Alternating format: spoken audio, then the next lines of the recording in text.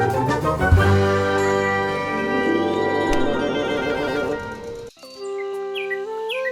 छोटे से गांव में एक लड़का रहा करता था। उसका नाम था सुभाष। सुभाष को एक महंगे मोबाइल फोन और आकर्षक बाइक की बहुत चाह थी। उसके जीवन का मानो यही लक्ष्य रहा हो कि वह किस तरह अपने पिता से मोबाइल फोन और बाइक हासिल कर सके, साथ ही साथ अपने दोस्तों और सहपाठियों के बीच शान से रह सके और घूम सके। पर सुभाष के घर की आर्थिक स्थिति बहुत अच्छी नहीं थी, इसलिए वह अपनी इस इच्छा को पिता के सामने व्यक्त करने से घबराता था। पर जब भी वह अपने दोस्तों के बीच रहता, उनके स्मार्टफोन और बाइक सुभाष को बहुत लुभाते थे। ऐसे ही एक दिन सुभाष का मन बहुत खराब हुआ और दिल छोटा करके वह एक पेड़ के नीचे जा बैठा। वह ये सोच रहा था कि आज घर जाकर पिताजी से बात करता हूँ कि वह मेरे स्मार्टफोन और एक बाइक की इच्छा को पूरी करे। पहले से जो छोटा सा फोन है और उसमें ना तो कोई गेम खेला जा सकता था और ना ही कोई वीडियो देखा जा सकता था। यही सोचते हुए कुछ देर बाद सुभाष घर की ओर चल देता है। घर जाते हुए रास्ते में उसकी मुलाकात एक मित्र से होती है। बातों बातों में दोस्त यह कहता है कि वह अपने नए बाइक में अपने पिता के लिए भोजन लेकर जा रहा है। सुभाष बहुत देर तक उस बाइक को निहारता रहा और मन ही मन यह सोचने लगा, काश ऐसी एक बाइक मेरे पास भी होती तो कितना अच्छा होता। वह ऐसा सोच ही रहा था कि उसके दोस्त ने कहा, मित्र अब मुझे जाना है, मुझे देर हो रही है, मेरे पिता मेरी राह देख रहे होंगे। यह कहकर दोस्त चला जाता है और सुभाष अपने घर की ओर चल देता है। कुछ देर बाद अपने घर पहुंचकर वह देखता है कि उसके पिता चारपाई पर बैठे हुए हैं। वह डरते हुए यह बोल पड़ता है कि पिताजी, मुझे एक स्मार्टफोन और एक बाइक की बेहद जरूरत है और आपको किसी भी तरह मुझे ये दोनों चीजें खरीद कर देनी ही होगी। पिताजी उसकी बात सुनते ही बोल उठे, तेरा दिमाग तो ठीक है, तू जानता भी है क्या बोल रहा है? क्या तुझे हमारी आर्थिक स्थिति का पता नहीं? इतने पैसे मैं कहाँ से लाऊंगा? मुझे ये तो बता कि इस छोटी सी उम्र में कौन बाइक चलाता है भला? और इतना महंगा स्मार्टफोन लेकर तू करेगा क्या? तेरी तो पढ़ने लिखने की उम्र है अभी। ना सुनते ही सुभाष क्रोधित हो गया और पिताजी से तर्क में कहने लगा कि उसके सभी मित्रों के पास न सिर्फ महंगे स्मार्टफोन्स हैं बल्कि अच्छी अच्छी बाइक्स भी हैं। सिर्फ वही है एकमात्र ऐसा है जो एक छोटा सा फोन लेकर साइकिल में स्कूल जाता है। उसे दोस्तों के बीच बहुत शर्म आती है। सुभाष ने कहा, मैं कुछ नहीं जानता, आपको मेरी इच्छा पूरी करनी ही होगी, नहीं तो मैं घर छोड़कर जाने का इच्छुक हूँ। यह कहकर क्रोधित अवस्था में वह निकल जाता है। पिता थोड़े दुखी हो जाते हैं और सोचने लगते हैं, क्या ही समझाऊं इसको, जैसे तैसे तो हमारी जिंदगी निकल रही है। कैसे समझाऊं कि कितने संघर्षों से उसकी पढ़ाई के लिए पैसे जुटा रहा हूँ। कुछ दिन गुजर जाने के बाद अचानक पिता को यह महसूस होने लगता है कि सुभाष अपने दोस्तों के साथ बाइक में घूम रहा है, जिस समय उसके स्कूल में रहकर पढ़ाई करनी थी। पिता निराश होते हैं कि ऐसा क्यों हुआ? क्या सिर्फ फोन और बाइक न देने पाने की वजह से धीरे धीरे बेटा बिगड़ने लग रहा है? उसने ऐसा तो पहले कभी नहीं किया था। पिता कुछ देर तक ठहर कर सोचने लगे।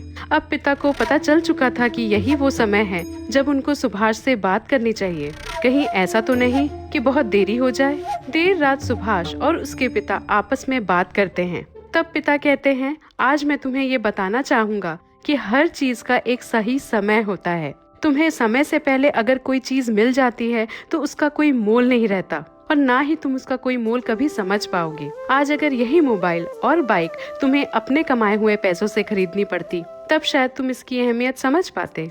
यही चीजें अगर मैं तुम्हें खरीद कर दूं तो तुम रख नहीं पाओगे, क्योंकि इसे चलाने के लिए तुम्हें महीने का कुछ खर्च उठाना होगा। क्या तुमसे ये सब हो पाएगा?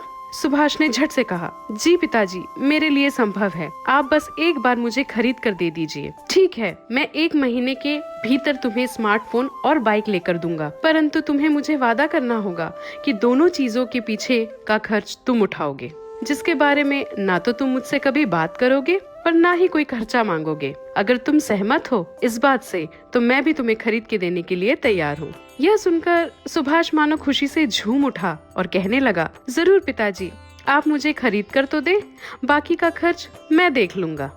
मेरे जितने दोस्त हैं वे सब भी तो मेरी ही तरह हैं और अपना खर्च खुद ही उठा रहे हैं, मैं भी उठा लूंगा, आप बिल्कुल भी फिक्र ना करें। यह सोचकर खुशी खुशी वह अपने कमरे की ओर चल पड़ा। 1 महीने पश्चात पिताजी सच में सुभाष के लिए एक फोन और एक बाइक लेकर आते हैं।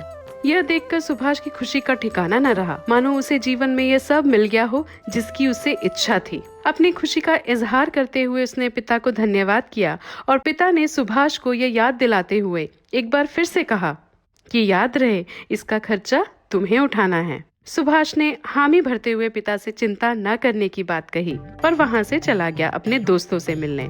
उसके दोस्त काफी खुश हुए कि आखिरकार तेरे पिता ने तुझे फोन और बाइक खरीद कर दे ही दी। चलो फिर देर किस बात की, जरा घूम कर आते हैं। इस तरह पूरे दिन घूमकर देर रात फोन पर यूट्यूब वीडियो देखकर वह दिन व्यतीत कर रहा था। जैसे ही दिन गुजरने लगे और महीने का अंत समीप आ रहा था, सुभाष को लगने लगा कि अब उसे पैसों की जरूरत है। बाइक तो मिल गई, पर पेट्रोल का खर्च उसे उठाना है। स्मार्टफोन तो है, पर इंटरनेट के लिए डेटा पैक उसे डलवाना है। अब वह सोचने लगा कि किस प्रकार पैसों का इंतजाम किया जाए। अपनी यह समस्या लेकर वो मित्रों के पास गया और अपनी बात रखी। तब दोस्तों ने यह कहकर उसे टाल दिया कि हमारी जरूरतों का खर्चा तो हमारे पिता ही उठाते हैं। यह सुनकर सुभाष को लगा कि अब मैं क्या करूं? पिताजी ने तो पहले ही कह दिया था कि मैं तेरे शौक की चीजें तुझे खरीद कर दे सकता हूं, पर इसके पीछे का खर्च तुम्हें उठाना है। अगले ही पल उसने फिर से पिता से बात करने की सोची कि उन्हीं से जाकर पूछता हूं कि खर्चों का इंतजाम कैसे हो। कुछ देर पश्चात पिता के पास पहुंचकर उसने अपनी बात रखी। तब उसके पिता ने कहा कि तुम एक काम करो, तुम अपने खाली समय में छोटे बच्चों को शिक्षा दो, उन पैसों से तुम अपना खर्चा उठा सकते हो। सुभाष अपने विद्यार्थियों की खोज में निकल पड़ा।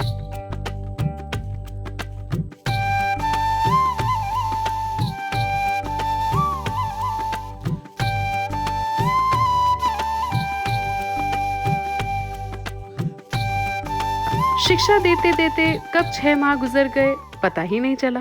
फिर एक दिन सुभाष को इस बात का एहसास होता है कि विद्यार्थियों को शिक्षा देते हुए उसे ना तो मोबाइल फोन की जरूरत पड़ी और ना ही बाइक चलाने की जरूरत पड़ी। तब उसे अपने पिता की कही हुई बात याद आई कि सच में समय से पहले मिली हुई वस्तुओं का कोई मोल नहीं होता। आज उसे ये लग रहा था कि मैं और विद्यार्थियों को शिक्षा दूं और इनसे अर्जित किए हुए पैसों से पिता के लिए कुछ करूं, खुद को मजबूत बनाने के लिए कुछ करूं। तब उसे इस बात का ज्ञात हुआ कि अब वो वक्त आ चुका है जब उसे अपने पिता से माफी मांगनी चाहिए अपने कहे हुए कथन के लिए। वह जाता है अपने पिता के पास, अपनी गलती को स्वीकार करते हुए माफी मांगता है और कहता है, पिताजी, मैं वक्त और पैसा दोनों का मोल अब समझ चुका हूँ और मैं सहज स्वीकार करता हूँ कि स्मार्टफोन और बाइक मैंने खुद के कमाए हुए पैसों से ली होती तो ज्यादा अच्छा होता। जी हाँ, इस कहानी से हमें ये शिक्षा मिलती है कि समय से पहले मिली हुई चीजों का कोई मोल नहीं होता। हम व्यर्थ ही अपना धन और अपनी ऊर्जा को नष्ट करते हैं। हमें यह सहज स्वीकार कर लेना चाहिए कि हम वक्त रहते अपने लिए कुछ अच्छा सोच सकते हैं, कुछ बड़ा कर सकते हैं। तो कुछ अच्छा सोचें और कुछ बड़ा करके दिखाएं। आशा करती हूँ कि आपको ये कहानी अच्छी लगी होगी। अगर अच्छी लगी हो तो शेयर करना ना भूलें। धन्यवाद।